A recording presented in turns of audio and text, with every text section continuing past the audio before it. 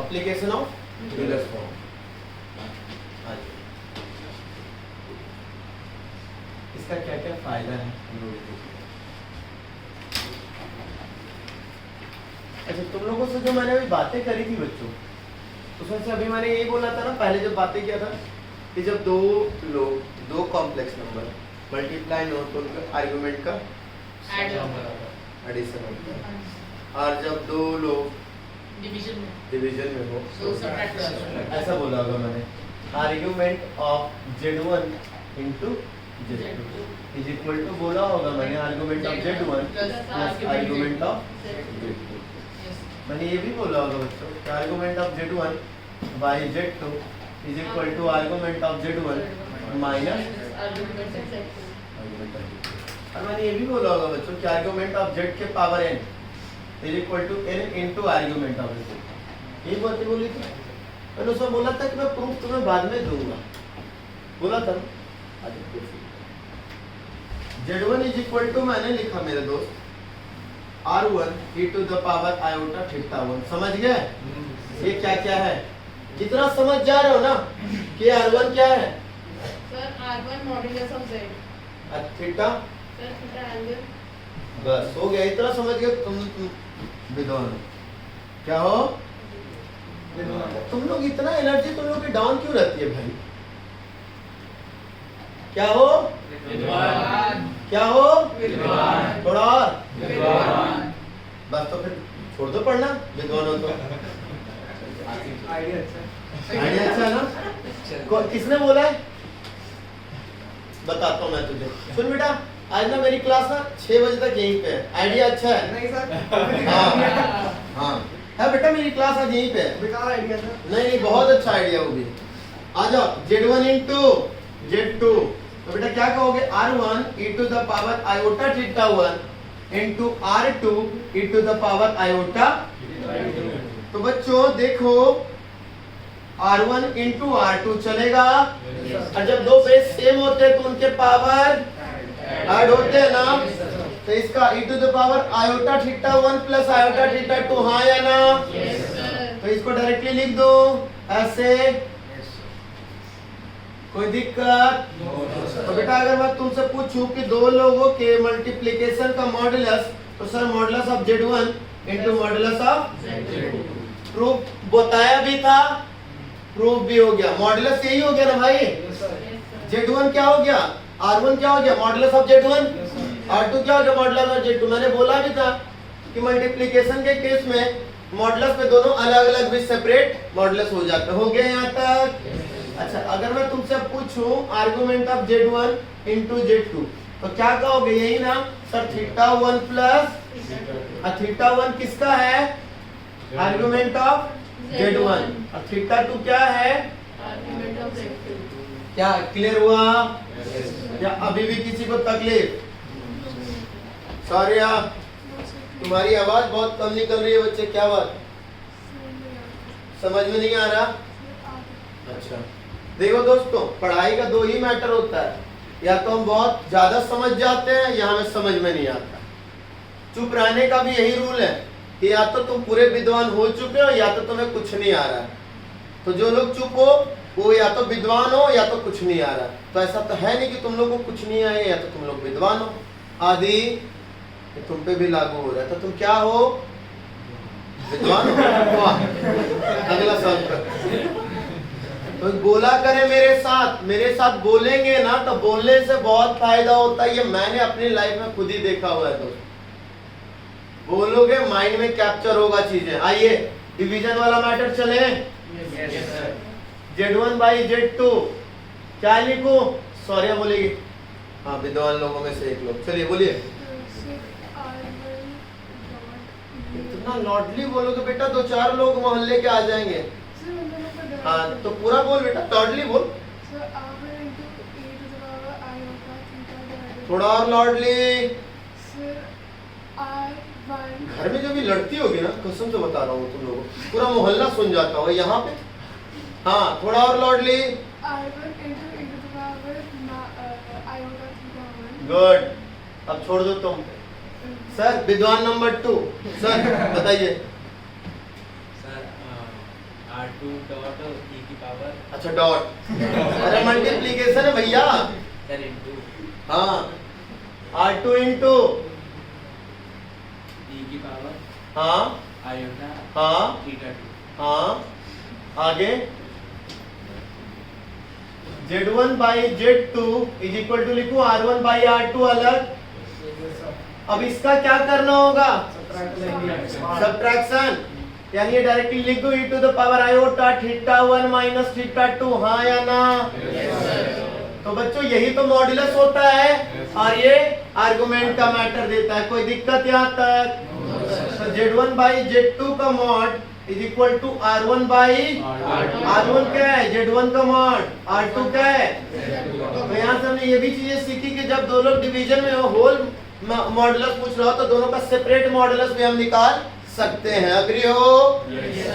अच्छा argument of Z1 by Z2 क्या होगा?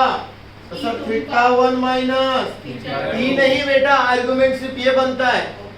तो क्या हो गया? Argument of Z1 minus argument of, कोई दिक्कत? अच्छा तीसरा मैटर लॉग की बात करूं। अच्छा एक मिनट और, ये आर्गुमेंट ऑफ Z के पावर n, Z के पावर n का मतलब क्या है मेरे प्यारे बच्चों? Sir z time n time z रहता है। Z के पावर n का मतलब यही हो गया ना तुम्हारे पास Z into Z dot dot dot n times. Yes sir. तो मैं यही लिख दूं फिर R into e to the power iota theta R into e to the power dot dot dot कितनी बार? n times. तो फिर मैं ये भी लिख दूं कि Z के power n is equal to R into R कितनी बार? n times. और ये e to the power iota theta e to the power iota theta कितनी बार? n times. तो ऐड कर दूं तो डायरेक्टली बोल दूं क्या e to the power iota n theta, yes sir कुछ ऐसा? तो बच्चे अगर मैं तुमसे पूछ दूं कि बेटा Z के पावर n का मॉडुलस क्या है तो बोलोगे सर R के पावर n। और R क्या है? Z का modulus. Yes sir that is all. यानी जब पावर का मॉडुलस पूछे तो पहले मॉडुलस निकाल लो उसके बाद पावर लगा लेना, हाँ या ना? जैसे जेड स्क्वायर का मॉडुलस पूछ रहा है तो जेड का मॉडुलस निकाल लो फिर उसके पावर में 2 लगा लेना। कोई दिक्कत यहाँ तक? उत्कर्ष समझ में आया? अच्छा आर्गुमेंट की बात करें मेरे प्यारे बच्चों तो आर्गुमेंट ऑफ जेड के पावर n, तो sir n into theta, theta क्या है? आर्गुमेंट ऑफ जेड यानी n into argument of Z. मैंने बोला भी था कि ये लॉग की तरह काम करता है मेरे प्यारे बच्चों। ये कहाँ चला जाएगा? यहाँ घूम के। कोई दिक्कत?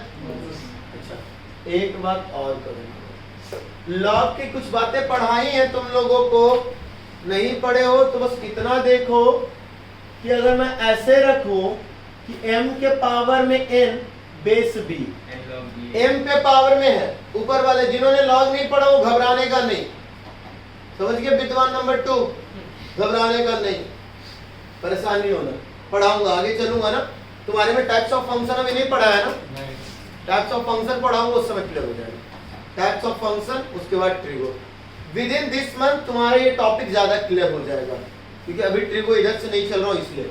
तो बच्चा ये हो जाता है n यहाँ आ जाता है log m to the base b, z is equal to है e to the power iota theta. तो अगर मैं तुमसे पूछूं बेटा log z तो क्या कहोगे? Sir log e to the power iota, तो log z e to the power iota, sorry ये जो ये ऊपर पावर है यहाँ चलाएगा iota theta into log e। और बच्चा कुछ नहीं हो ना, अगर बेस नहीं दिया है तो कैलकुलस में अलजेब्रा और कैलकुलस में हम अगर कुछ नहीं दिया तो हम e लेते चले, टेल लेते जब ln हो। नहीं ln में तो e होता है। हाँ उल्टा मैं बोल दिया, ठीक है। लेकिन यहाँ पे मैं लेके चल रहा हूँ e, अच्छा अभी के लिए मैं लेके चल रहा हूँ e। तो क्या हो जाएगा? Iota theta. अगर 10 रहेगा, वैसे तो नहीं होना चाहिए मोस्ट ऑफ द केस में, नहीं लिखा रहता तो वैसे क्या होता है? मतलब लॉग लिखा अलजेब्रा में क्या होता है कि चलो अगर कैन वाला बेस लेके चलते हैं। एक मिनट भाई, एक मिनट भाई, एक मिनट रुक जाओ मेरे प्यारे दोस्तों। देखो मैं अगर अभी के लिए मैं बेस ई लेके चलूँ जो लॉग नहीं पढ़े वो लोग परेशान नहीं होंगे, जिन्होंने कुछ पढ़ा है उनको पता है कि लॉग का बेस क्या है ना।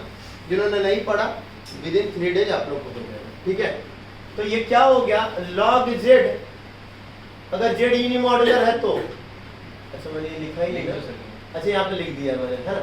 z क्या है यहाँ पे, यूनिमॉड्यूलर, तभी ना, क्योंकि मॉड्यूलर नहीं होता तो यहाँ पे पहले आता है r नहीं है, मतलब क्या ये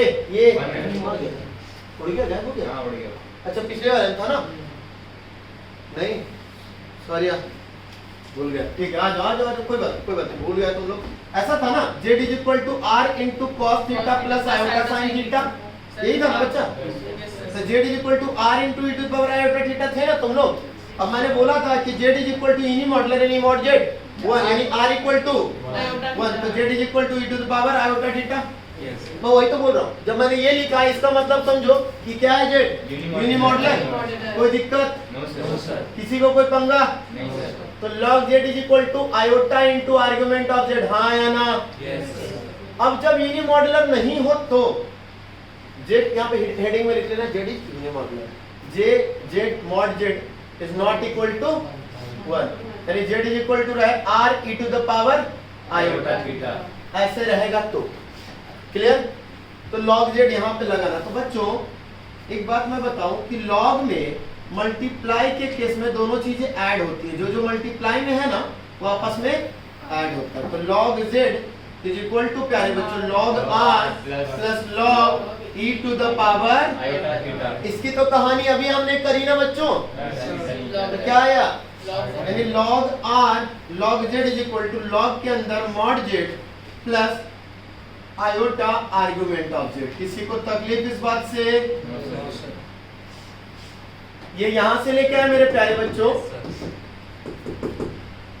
log e to the power iota theta, जो पावर वो इधर चलाएगा, log e to the base e 1 हो जाएगा। कोई दिक्कत, यहां तक में कोई प्रॉब्लम तो नहीं। अच्छा, और कुछ है दिया हुआ तुम्हारे एप्लीकेशन में, नहीं दिया हुआ। चलिए यहाँ तक पहले नोट डाउन कर लीजिए, फिर मैं आपको इस पे कुछ क्वेश्चन करवाऊंगा। पहले मैं आज पॉज कर देना चाहिए।